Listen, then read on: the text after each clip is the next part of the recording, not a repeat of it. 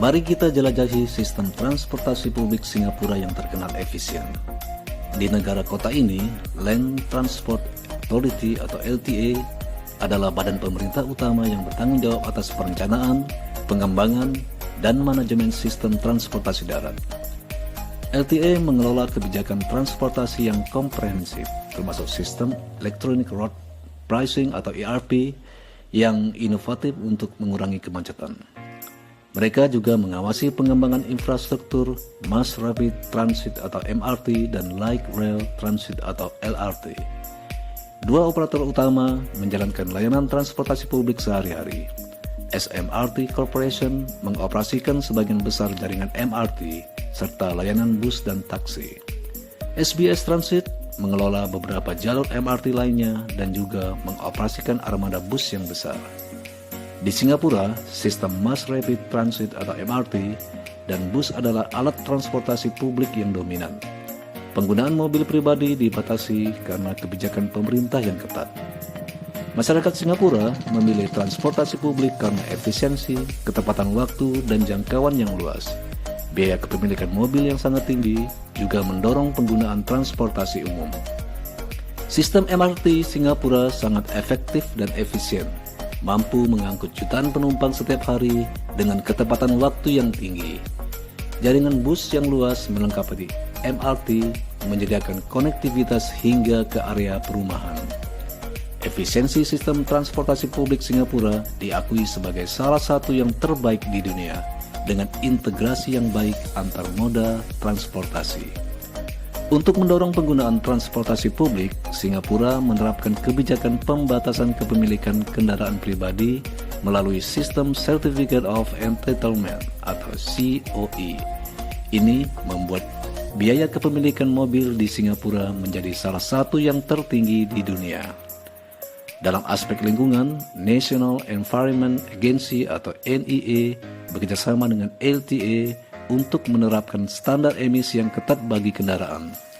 Singapura juga aktif dalam mengadopsi bus elektrik dan hybrid untuk armada transportasi publiknya.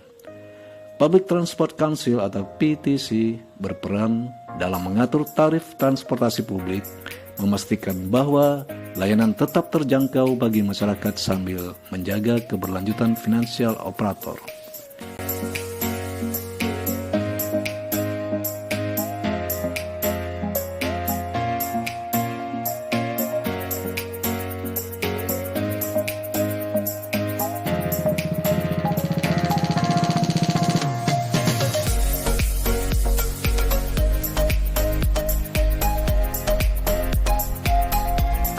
Selamat datang di Thailand, negara yang terkenal dengan kepadatan lalu lintasnya, terutama di Bangkok.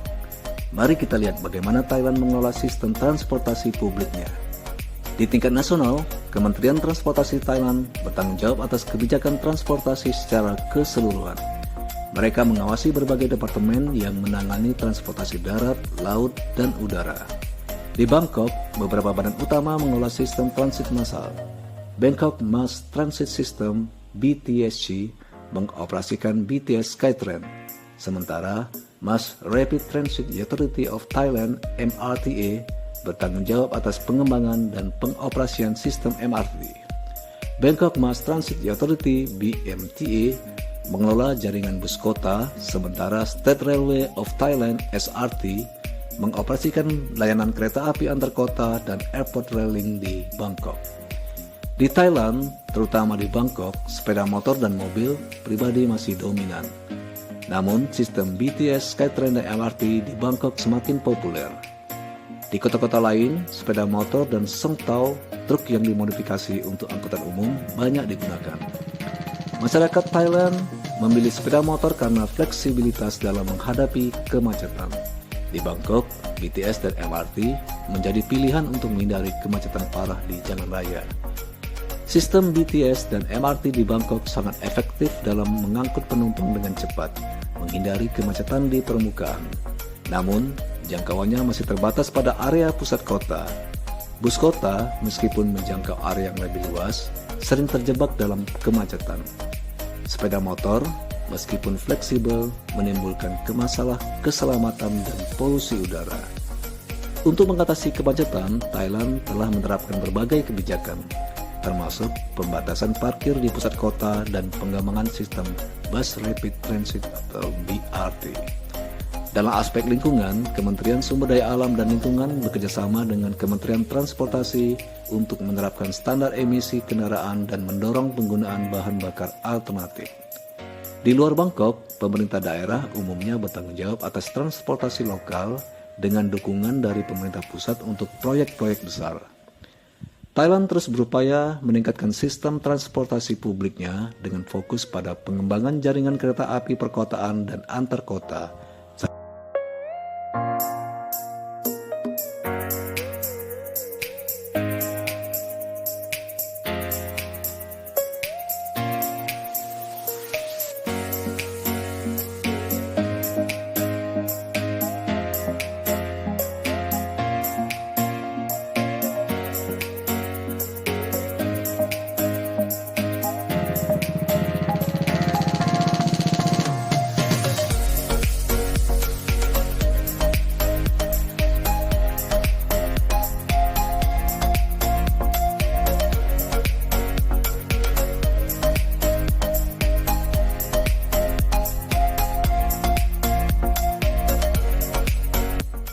Di Malaysia, pengelolaan transportasi publik terus berkembang untuk melayani populasi yang semakin urban.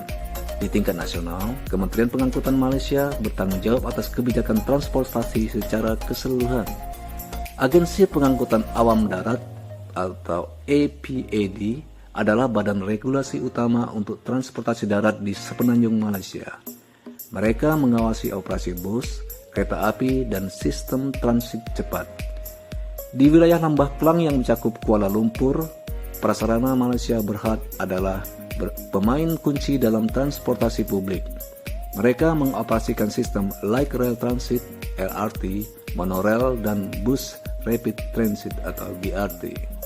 Mass Rapid Transit Corporation (MRT Corp) bertanggung jawab atas pengembangan dan pembangunan jaringan MRT di Greater Kuala Lumpur.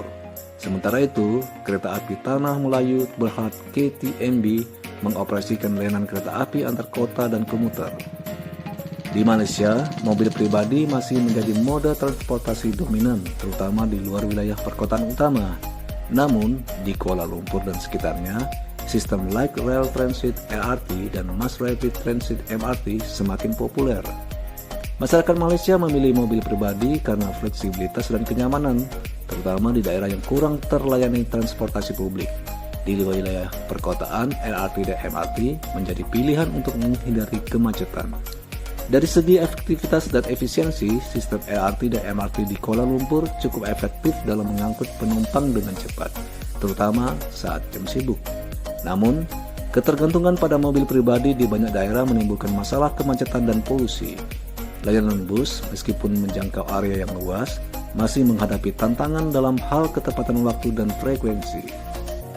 Untuk mengatasi kemacetan, Malaysia telah menerapkan sistem tol elektronik dan mendorong penggunaan transportasi publik melalui pembangunan prasarana Park and Ride.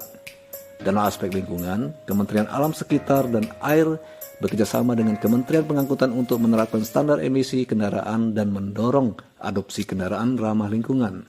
Land Public Transport Commission (SPAD) sebelumnya berperan penting dalam perencanaan dan regulasi, namun fungsinya kini telah diambil alih oleh APAD.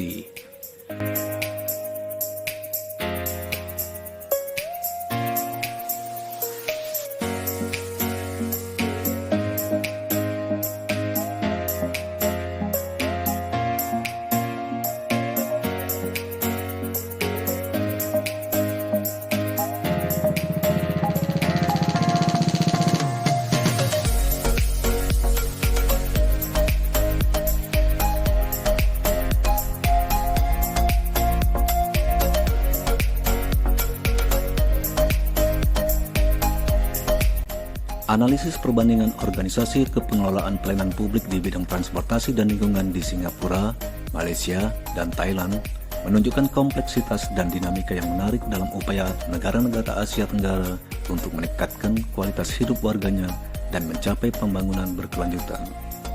Fokus pada transportasi publik telah membantu Singapura mengurangi emisi karbon per kapita. Penggunaan teknologi ramah lingkungan seperti bus hibrid dan listrik juga terus ditingkatkan.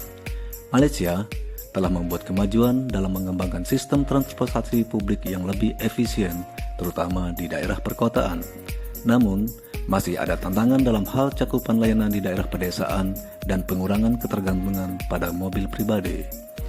Thailand telah membuat kemajuan dalam mengembangkan sistem transportasi publik yang lebih efisien, terutama di Bangkok. Namun, masih ada tantangan dalam hal cakupan layanan di daerah pedesaan, keselamatan lalu lintas, dan pengurangan polusi udara. Sedangkan di Indonesia sendiri telah membuat kemajuan dalam pengembangan transportasi publik, terutama di kota-kota besar. Namun, masih banyak tantangan yang harus diatasi, termasuk kemacetan, polusi udara, dan kebutuhan akan sistem transportasi yang lebih terintegrasi dan menjangkau daerah-daerah terpencil. Meskipun keempat negara menghadapi tantangan yang serupa, mereka mengembangkan pendekatan yang berbeda-beda sesuai dengan konteks lokal, prioritas nasional, dan kapasitas masing-masing. Singapura menonjol dengan sistem yang sangat terintegrasi dan efisien, didukung oleh adopsi teknologi tinggi dan perencanaan jangka panjang yang komprehensif. Malaysia berusaha menyeimbangkan pembangunan ekonomi dengan perlindungan lingkungan dengan fokus pada modernisasi dan keberlanjutan. Thailand menunjukkan pendekatan yang lebih berbasis masyarakat, terutama dalam inisiatif lingkungan dan pariwisata berkelanjutan. Indonesia, sebagai negara terbesar, menghadapi tantangan dalam koordinasi dan implementasi kebijakan di wilayah yang luas.